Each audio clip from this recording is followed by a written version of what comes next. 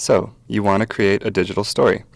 Digital narratives are a great way to tell personal stories, portray factual information, and express what's important to you through concise and engaging video pieces. The creation process boils down to 3 basic steps.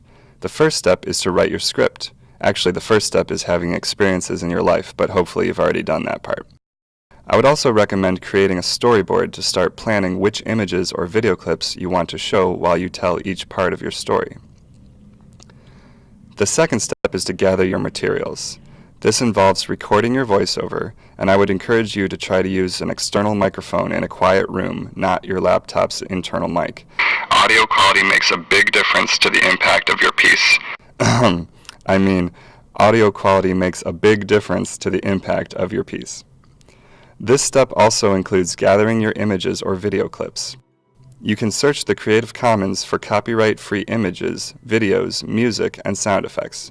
Remember, when you save each file, copy the author's username into the file name so you can attribute them in the credits. This will save you a lot of time versus looking them up again later.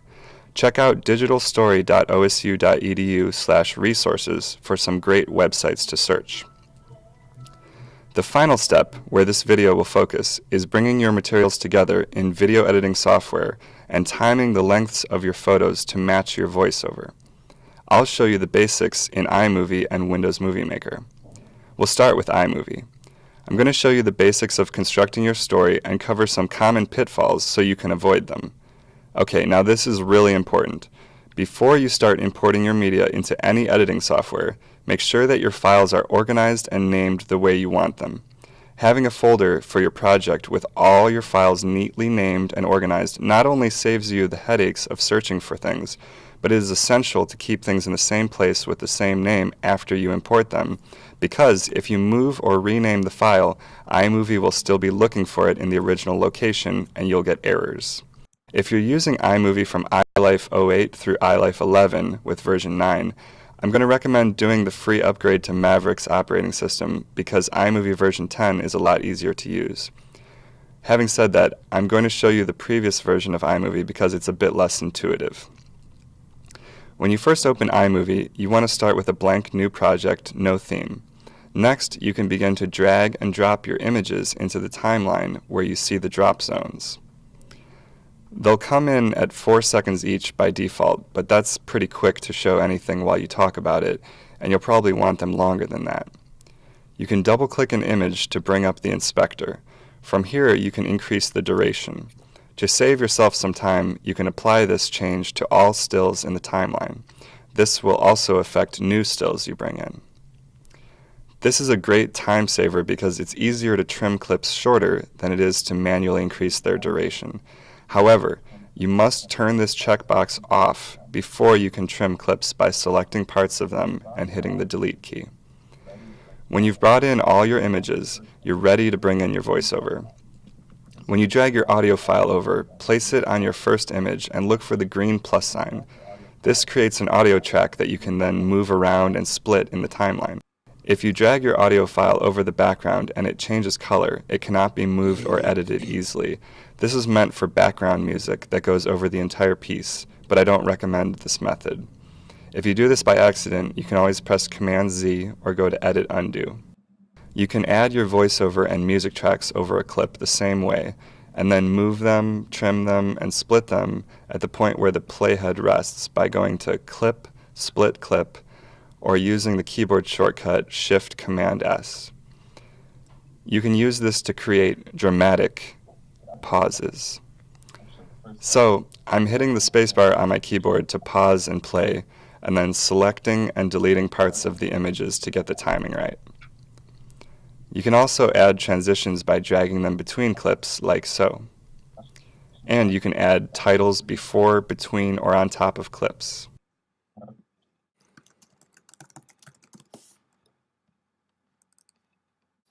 Remember to add your credits at the end to give credit to your image and music sources. iMovie autosaves, so there's no need to save unless you want to transfer your entire project onto an external drive, which you usually have to do by copying the iMovie events and iMovie projects folders. When you're done, you go to Share and Export using QuickTime to create your video file. And that's all there is to it. Windows Movie Maker has a similar workflow in which you drag your images and voiceover into this Collections pane and then into your timeline.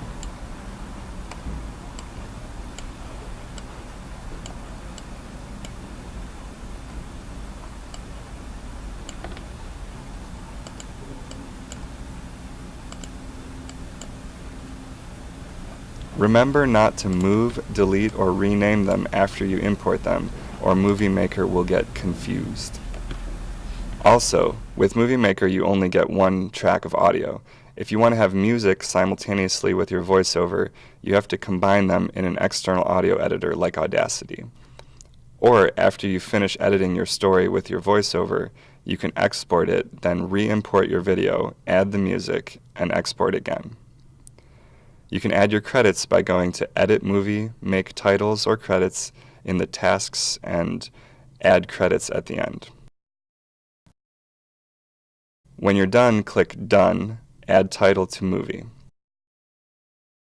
To export your video under Finish Movie, click Save to My Computer, name your file, and click Next. And there you have it. If you've used Creative Commons images and music, then you can upload your video to YouTube or another hosting service, send it to your friends, family, or colleagues, and everyone will just love it. For more information on making videos and assigning video projects in the classroom, click here and here. And thanks for watching.